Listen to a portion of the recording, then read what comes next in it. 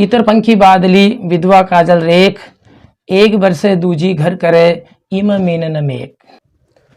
पितृसत्तात्मक समाज में नारी की स्थिति क्या है, इस पर आइए आज हम चर्चा करते हैं। कुछ राजस्थानी लोकोक्तियाँ, कुछ भोजपुरी लोकोक्ति और मुहावरों के साथ संस्कृत साहित्य और हिंदी साहित्य का दृष्टिकोण, पितृसत्तात्मक समाज में नारी की स्थिति कैसी है, इसको समझने के लिए सबसे पहले हम चलेंगे प्राचीन काल में। प्राचीन काल की हम बात करें तो वैदिक साहित्य में गार्गी, मैत्रेयी जैसी अनेक विदुषियों के नाम हमें प्राप्त होते हैं। इससे ये पुष्टि होती है कि प्राचीन काल में महिलाओं की स्थिति बहुत अच्छी थी।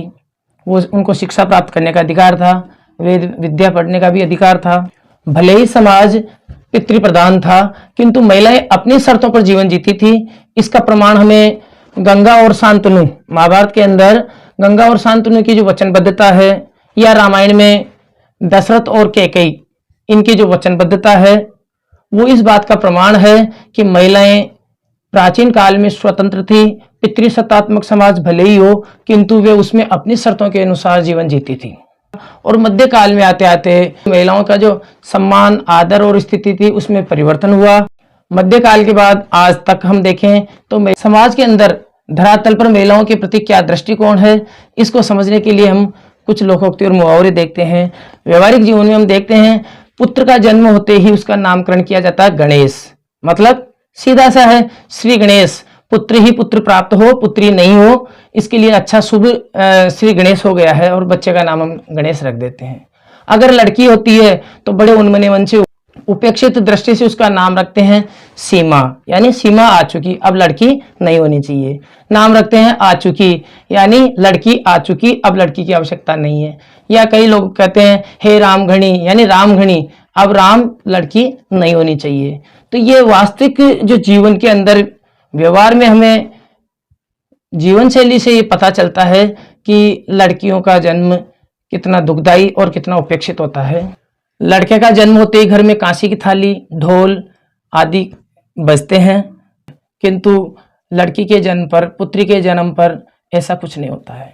उत्तरी भारत के लगभग हिंदी भाषी क्षेत्र में अरे बेटी का बाप, ये लोकोक्ति का जो पद्यांश है, वाक्यांश है, ये तो एक तरह से लड़की का बाप होना बहुत बड़ा है या घृणित कृत्य करने के बराबर सा समझा जाने लगा है। आम बोलचाल में हम जब भी कोई भी गलत कार्य होता है तो कहते हैं अरे बेटी का बाप ये क्या कर दिया। इसका अर्थ ये हुआ कि बेटी का बाप होना बहुत बड़ा जिम्मेदार होना या बहुत बड़ी त्रुटि कर देने के बराबर माना जाता है। जिसने लड़की को जन्म दिया मानो उसे हीन दृष्टि से देखा जाता हो। तो ये कहावत तो इस बात का प्रमाण करती है। अब हम कुछ व्यवहारिक लोकोक्तियों के बारे में चर्चा करते हैं जो राजस्थानी भाषा में हैं कि महिला को ऐसा नहीं केवल हे दृष्टि से ही देखा गया है, महिला को घर की सब कुछ सर्वस्वा गृह मालकिन या गृहिणी के रूप में भी समझा गया है। घर तो लुगाया कोई खियोज है, राजस्थानी में एक कहावत है, घर तो लुगाया कोई खियोज है, अर्थात घर की जो भी व्यवस्था है उसके लिए महिलाएं जिम्मेदार है। घर की अच्छी स्थिति है तो महिला अच्छी है, घर की स्थिति खराब है तो महिला खराब है।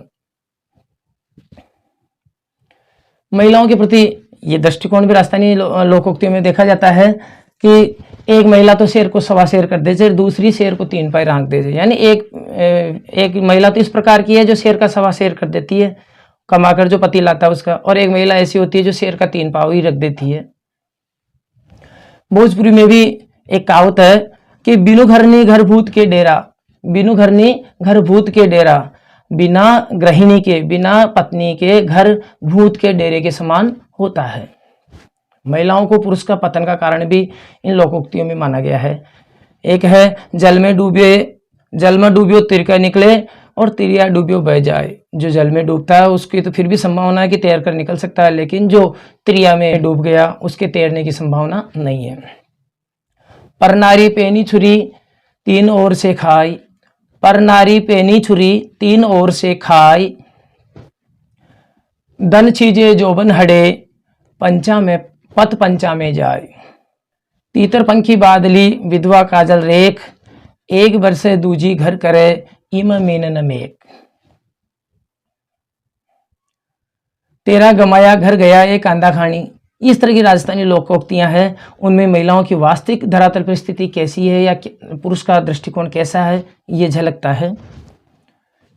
मैंने बचपन में एक गीत सुना था जन चेतना का कि काल्या कह तो पेंट शर्ट मारे घाघरो कोन, मैं काई जुलम करिए मारी जामन तन पर ओढ़नी कोन। यानी एक लड़की अपने माता पिता से शिकायत कर रही है कि जो काल्या नाम का उसका भाई है उसके लिए तो पैंट शर्ट और अच्छी अच्छी ड्रेस हैं, लेकिन उसके ओढ़ने के लिए तन पर शरीर पर एक ओढ़नी नहीं है।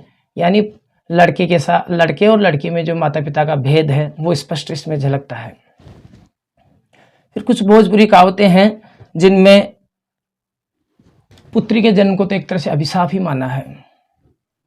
बिन मारे बेटी मरे खाड़े उपकी बिकाई, बिन मारे मुदई मरे तापर देव सहाय। यानी बिना मारे यानी बचपन में ही, पिता को बिना मारे ही, पिता पर बिना बोझ बने ही अगर बेटी मर जाती है बचपन में ही, और खाड़े उपकी बिकाई, खेत के अंदर ही खड़े खड़े अगर ईख गन्ना बिक जाता है, और बिना मारे ही दुश्मन मर जाता है, तो मानो उस व्यक्ति का तो भगवान स्वयं ही सहायता कर रहे हैं। विप्र टहलुआ चीक धन ओ बेटी के बाप, एऊ से धन ना घटे तय करी बढ़न के रार। भोजपुरी में कहा गया है कि विप्र टहलुआ चीक धन ओ बेटी के बाप। विप्र टहलुआ अपना नौकर के रूप में ब्राह्मण को रख लेना, और कसाई का धन लेना, और बेटी का बाप बन जाना। इन तीनों पर भी अगर तुम्हारा धन नष्ट नहीं होता है तो फिर अपनी हैसियत से अधिक हैसियत वाले व्यक्ति से राड़ कर ले, लड़ाई कर ले, तेरा धन नष्ट हो जाएगा। यानी बेटी का जन्म होना पिता के धन को नष्ट करने के बराबर है, माना गया है। एक माँ कवि घाघ है, उन्होंने भी कहा है कि जय घर साला सारथी तिरिया की हो सीख, जय घर साला सारथी तिरिया की हो सीख, और सावन में बिन हल लवे तीनों मांगे भीख। सावन में बिन हल लवे तीनों मांगे भीख। घर की व्यवस्था पत्नी की भाई की सलाह से चलती हो, या पत्नी की सलाह से चलती हो, या फिर जो किसान बिना हल के खेती करने जाता है, ये तीनों जीवन भर भीख मांगेंगे। स्मृति शास्त्रों में पत्नी को तीनों अवस्थाओं में, बचपन में, युवावस्था में और प्रौढ़ावस्था में रक्षणीय माना गया है। बचपन में पिता के द्वारा, यौवन में पति के द्वारा, और वृद्धावस्था में पुत्र के द्वारा रक्षणीय समझा गया है। महाकवि कालिदास ने अभिज्ञान शाकुंतलम में पुत्री को एक पराये धन के बराबर समझा है। पर अर्थो ही कन्या परकीय एव। मैथिली शरण गुप्त जी महिला को अपने दृष्टिकोण से देखते हैं, वह है कि अबला जीवन हाय तुम्हारी यही कहानी, आंचल में दूध और आंखों में पानी। अपने कविताओं में जो महिला की स्थिति को अनुभव किया वो यह है कि महिला अबला है, उसकी कहानी बहुत दर्दनाक है, और उसके आंचल में दूध है और आंखों में पानी है। संस्कृत शास्त्रों में महिला को देवी स्वरूपा, शक्ति स्वरूपा, बुद्धि स्वरूपा भी माना है। या देवी सर्वभूतेषु शक्ति रूपेण संस्थिता, या देवी सर्वभूतेषु बुद्धि रूपेण संस्थिता, या देवी सर्वभूतेषु स्त्री रूपेण संस्थिता, नमस्तस्यै नमस्तस्यै नमस्तस्यै नमो नमः। यद्यपि हमारा समाज पुरुष प्रधान है, फिर भी पुरुष की प्रथम गुरु उसकी माँ को माना गया है, और माँ एक स्त्री होती है और वह उसकी प्रथम गुरु होती है। इस प्रकार नारी का गुरु के रूप में प्रथम स्थान भी समाज में माना गया है।